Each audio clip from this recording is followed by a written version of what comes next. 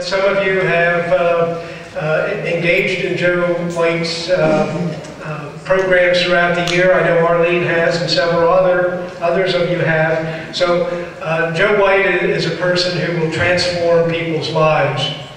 Long before life coaching hit the mainstream, Joe White has been assisting his clients to achieve a deeper and more fulfilling life. Joe started Get Life Coaching in his basement with one client in 1999. Today, he and Get Life Coaching have grown to have offices in Wilmington and Delaware City and works with individuals and businesses in Delaware, Pennsylvania, and New Jersey. He has personally coached hundreds of individuals and businesses, and thousands have attended his seminars and speaking engagements. Joe's passion and drive to help others comes from his own experience. And it is my pleasure now to introduce Joe White to talk about some of his experiences and how he might change your lives. Joe?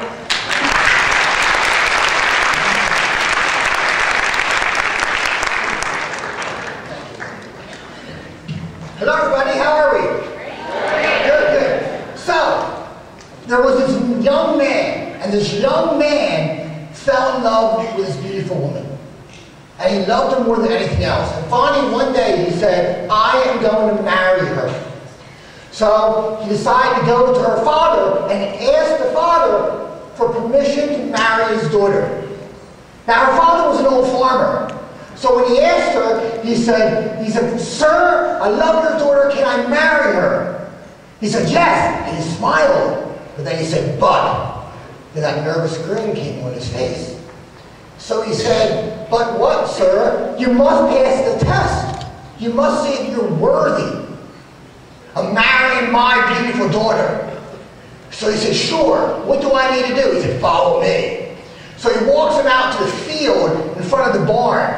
And he said, now, stand here. And he walked up to the barn and said, I have 3 bulls in the barn. I'm going to let one out at a time. All you must do to get my daughter's hand in marriage with my blessing is to catch one bull by its tail. That's it. Every man's like, sign me up, right? So he stood there, the door opened. And first there was this Mexican bull, right? Nasty snot coming. Did you guys meet yet? Good. Okay. Snot coming out of his mouth.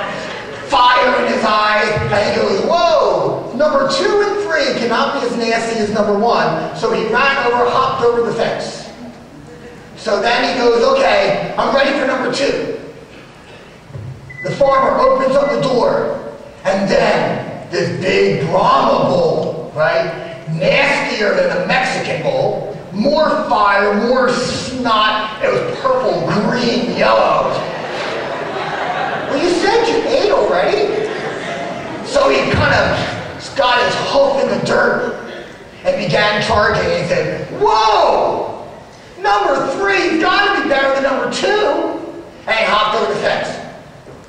And then he goes, okay, I'm ready for number 3. The farmer opened up the door, and there was the weakest, most fragile bull you can imagine. And the young man goes, that's my bull. So he prepares himself for the moment the bull's going to barely trot by him. So he can grab the tail and hence get the his girl's heart for permission to marry. So he's all in position. He's ready. The bull begins to pass by. He reaches out to grab the tail, and the bull had no tail. See, opportunities are gifts, and gifts don't last forever. Neither does opportunities. And as much as we want them to, as part of human nature, says they will, or we would like them to, that doorway, that door that opens, doesn't stay open forever. So I'm here to talk to you a little bit about seizing the opportunity. And the opportunity ranges differently for everyone in this room. Sure, there's opportunity of education. There's opportunities through some of the programs that we scholarship for the members of Goodwill. There's opportunities in your own life that's personal and unique to you.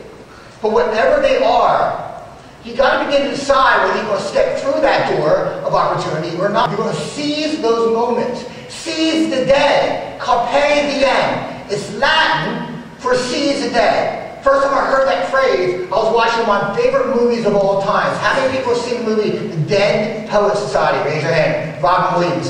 If you have not seen it, who won the TV? Who won the TV? Okay, party at your house, right? DVD, go get the DVD, order from Netflix, right? High definition, right? Watch the movie. It stars Robin Williams as a young a private school teacher. And he teaches kids English, and especially this one class of young boys, poetry. And poetry has been very, very static, very boring, this very monotonous. And he brings life to it. But what he really teaches these kids is a lesson in life. And that lesson is a carpe diem. Seize the day. Make your lives extraordinary. Because at some point, we're all not going to be here. As he says, we've been fertilizing daffodils at some point. So what we have here, see, we live in a dream sometimes. I think we all do it. Because it's kind of Groundhog Day, the Bill Murray movie, where you kind of wake up every day, you go to work, it's Friday, you go to your weekend plans, you do it all over again Monday. But life's not like that, my friends. Life is a precious commodity. And of course we all hear that. We do. Okay, we get emails, we see little PowerPoint presentations we get, we watch something on TV, and we feel inspired in the moment. But the challenge is it's not sustainable. We've got to find a way to make it sustainable, to really integrate it in part of who we are. Because what happens is if you don't, life will come by, knock you upside your head to get your attention that says, you know what, you have to change. And it's a loss of a job, an illness, loss of a loved one, some tragedy will come along. And I'm not trying to be up here and be pessimistic. I've just been studying this long enough. I think we've all kind of, almost a practical psychologist on one level, we've seen it. You don't have to wait for the heart attack to get healthy. You don't have to worry, you don't have to wait until your spouse leaves you to realize maybe I should pay more attention at home. You don't have to wait until your child, okay, gets picked up by the police before you say, I got to focus more here. You can be much more proactive.